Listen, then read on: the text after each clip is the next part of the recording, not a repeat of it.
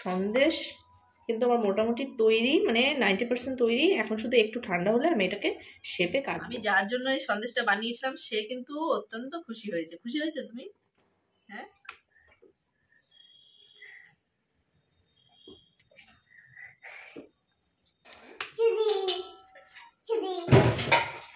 চলো গরম বসিয়ে দিই।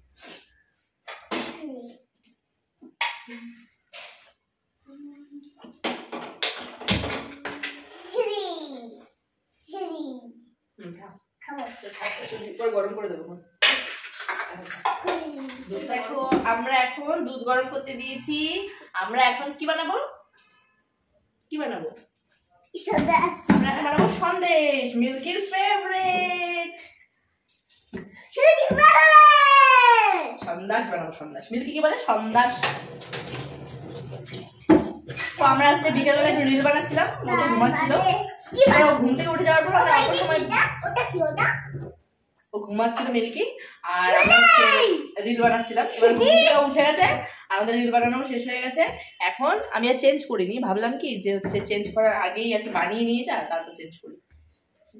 একটু মেলার দিকে যাবো প্রথমে ভেবেছিলাম, এই জন্যই আসলে চেঞ্জটা করিনি। কিন্তু তারপর ভাবলাম না, যাবো না, আগে এটা বানিয়ে নিই, কারণ মেলা এখনো শুরু হয়নি, লাইট ফাইটও সেরকম ভাবে তো এখনো দেয়নি। তো মেলা তো অনেকদিন থাকবে, বাড়ির কাছে মেলা সতী মায়ের মেলা, তোমরা অনেকেই হয়তো জানো। সতী মায়ের দোল মেলা হয় আমাদের কল্যাণী ঘোষপাড়াতে, সেই মেলা। তো অলরেডি মেলা দোকানপাট বসা শুরু হয়ে গেছে, কিন্তু মেলা এখনো শুরু হয়নি। দোলের দিন থেকেই শুরু হবে, মানে আগের দিন থেকেই শুরু হয়ে যায়। তো সেই কারণে আমরা পরেই যাবো, আজকে আর এই জন্য গেলাম না। তো চলো আজকে তোমাদের সাথে শেয়ার করবো যে আমি কি করে সন্দেশটা বানাচ্ছি। আমিও ইউটিউব দেখেই মানে কয়েক বছর।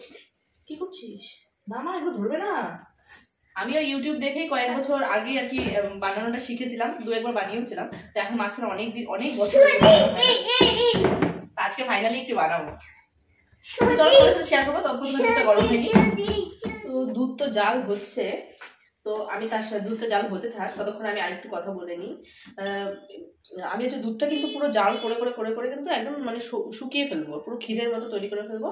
আর দেখো এই একটা 10 টাকার একটা আমুল দুধের প্যাকেট নিয়েছি, যেহেতু আমি অল্প পরিমাণে বানাচ্ছি, মানে এখানে 500 গ্রাম মতন দুধ আছে। তো আমি দুধটাকে একদম শুকিয়ে কম করব, আর হচ্ছে এই যে পাউডার দুধটা, সেই দুধটা কিন্তু ওটার মধ্যে মানে গুলিয়ে দেবো। আর হচ্ছে আমার কাছে দেখো ড্রাই ফ্রুট এখন কিছুই নেই, তোমরা ওই কাজু, মানে ওটা শেষে একদম লাস্টে, মানে সন্দেশটা হয়ে যাওয়ার পর ওপর দিয়ে কিন্তু কুচি কুচি মানে করা বা গ্রেট করা কাজু বা তোমরা যে সমস্ত ড্রাই ফ্রুট গুলো আর কি পছন্দ করবে সেগুলো কিন্তু ছিটিয়ে দিতে পারো। তো আমার কাছে এখন বিশেষ কিছুই নেই। পরিধি বাবা তো গেল মার্কেটে, যদি মানে নিয়ে আসে কিছু তো আমি তাহলে তখন তো তোমার দেখাবোই। তো আপাতত দুধটা আর কি গরম মানে কম হচ্ছে, দুধটাকে ক্ষীর বানাচ্ছি। আর আমি আজকে যেহেতু মিষ্টি কম দিয়ে, মানে হালকা মিষ্টি দিয়ে বানাবো সন্দেশটা, তো অতিরিক্ত মিষ্টি এখন আমরা সবাই একটু কম খাচ্ছি, তো সেই কারণে আমি অতিরিক্ত মিষ্টি দেবো না, একদম হালকা মিষ্টি দিয়ে, মানে যেটুকু ছাড়া ভালোই লাগবে না ওই ওই অল্পটুকুই দেবো। আর তোমরা চাইলে ওই মিষ্টিটা আর কি নিজেদের পছন্দ মতো দিতে পারো, কম বেশি করে। এটা কিন্তু একটু সময় সাপেক্ষ ব্যাপার, মানে হাতে একটু সময় নিয়ে, কারণ দুধটা শুকোতে হয় তো একটু সময় লাগে।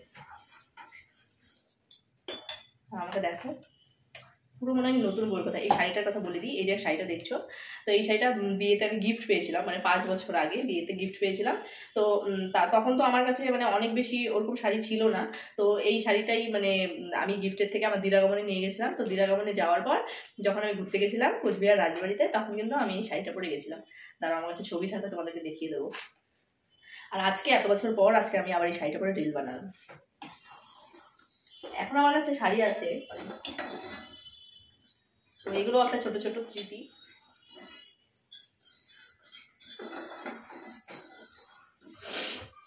এটা হতে হতে আরেকটু তোমাদের সাথে গল্প করে নিই। সেটা হচ্ছে বিয়ের পর, আমার বিয়ে হচ্ছে ডিসেম্বরে, তারপর মানে অগ্রহায়ণ মাসে, পৌষ মাঘ ফাল্গুন চৈত্র বৈশাখ, মানে এই 4-5 মাস পর আমি কিন্তু পরিধির বাবার সাথে দিল্লি চলে গেছিলাম। তো তখন একদমই মানে একটা সংসার পেতেছি, ছোট্ট একটা সংসার দুইজনের, আর আমি পারি না কিছুই। প্রথম যেদিন আমি দিল্লিতে গেছি, তো যার সাথে কন্ট্যাক্ট করে আমরা গেছিলাম ওখানে, ওই যে দাদাটা মানে মিলনদা হয়তো দেখছে ভিডিও, সে জানবে। পলাশিতে বাড়ি মিলনদার সঙ্গে ছিল বৌদি। তো ওনারা আমাদের কয়েক মাস আগেই গেছিল ওখানে।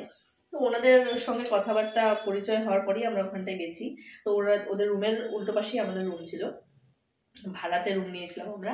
তো প্রথম দিন গিয়ে এখন আমি রান্না করব, ও তো বাজার করে নিয়ে এসছে, আর আমি হচ্ছে মানে প্রেশার কুকার নিয়ে গেছিলাম বাড়ি থেকে, তো প্রেশার কুকারে আমি ডাল বসিয়েছিলাম। তো আমার ওই আইডিয়াটুকু নেই যে কতটা চালে কতটুকু জল দিতে হয়, কতটা ডালে কতটুকু জল দিতে হয়। আমি এই কটা ডাল বসিয়েছি, তাও আবার কি ছোলার ডাল, এই কটা ডাল বসিয়েছি প্রেশার কুকারে, আর এতগুলো জল দিয়েছি। এরপর সিটি দিয়েছি, বা কটা সিটি হয় সেটাও জানি না। আর হচ্ছে একটু জিজ্ঞেস করবো, একটু লজ্জাও করছে যে যদি ভাবেই বাবা এত বড় মেয়েটা কিছুই পারে না। তো আমি সিটি দিয়েছি প্রেশারে অনেক কটা, ডাল তো সেরকম সেদ্ধ হয়নি, আর জল এত, শেষে জল ফেলে কোনো রকমে ওই মানে ওই দিয়েই খাওয়া হয়েছে।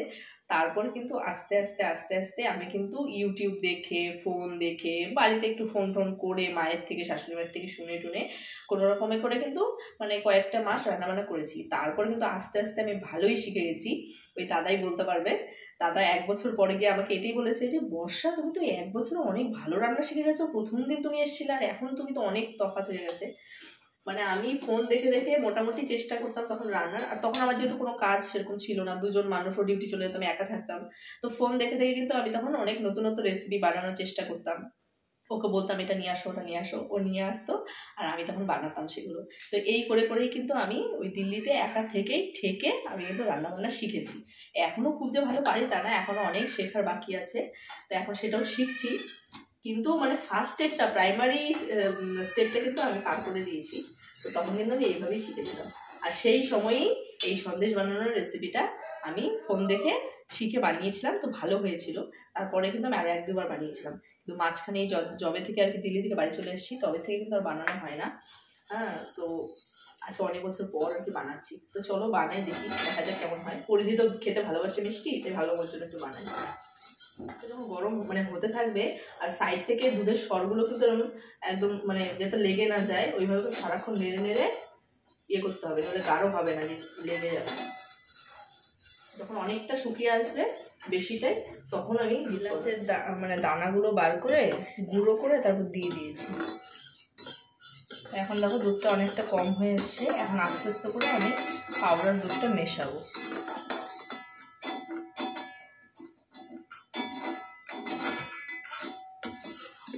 মানে দুধটা যত গাঢ় হবে আর সঙ্গে পাউডার দুধটা দেওয়ার পরে না জিনিসটা আঠালো টাইপের হয়ে যায়, মানে মানে আর ভেঙে যাবে না, সন্দেশটা হবে, নাড়তে হবে, নাহলে কিন্তু দানা দানা দানা হয়ে যাবে।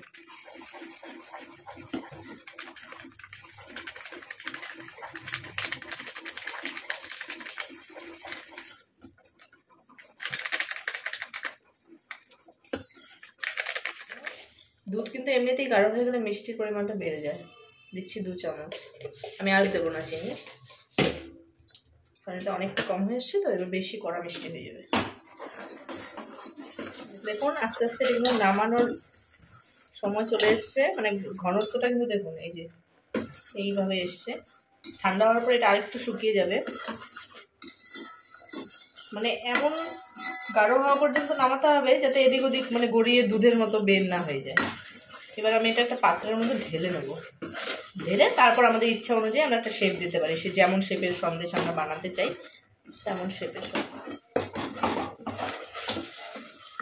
তো চলুন সময় চলে এসছে, এবার এটাকে নামিয়ে দিই। গ্যাসটা অফ করে দিলাম।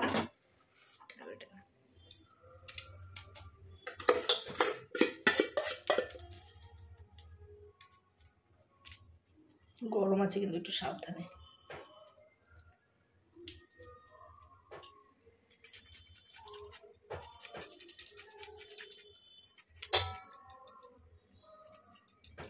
সন্দেশ কিন্তু আমার মোটামুটি তৈরি, মানে 90% তৈরি। এখন শুধু একটু ঠান্ডা হলে আমি এটাকে শেপে কাটবো, তাহলেই তৈরি হয়ে যাবে। আমার এটা ঠান্ডা হয়ে গেছে, এখন আমি এটাকে কাটছি। একটু টাইট টাইট হয়ে গেছে, তোমরা এটা দেখে নিও, আর একটু টাইট হলেও হতো। চলো আমি এখনই কাটি। এই দেখো এটা নিয়েছি, এটা দিয়ে কাটবো, তো ওইভাবেই তো বানিয়েছি।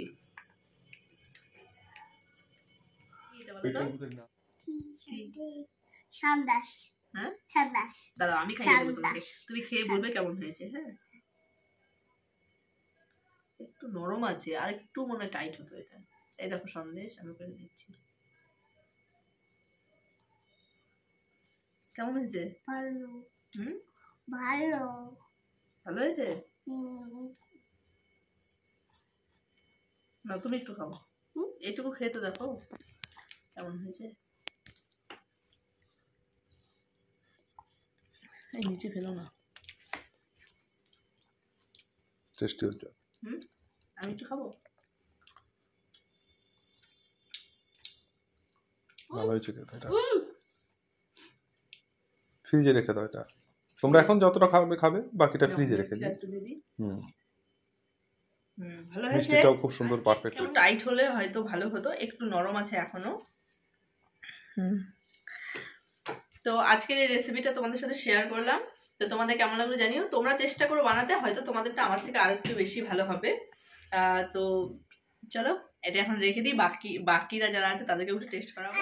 তো আজকের ভিডিওটা কেমন লাগলো তোমরা কমেন্টে অবশ্যই জানিও।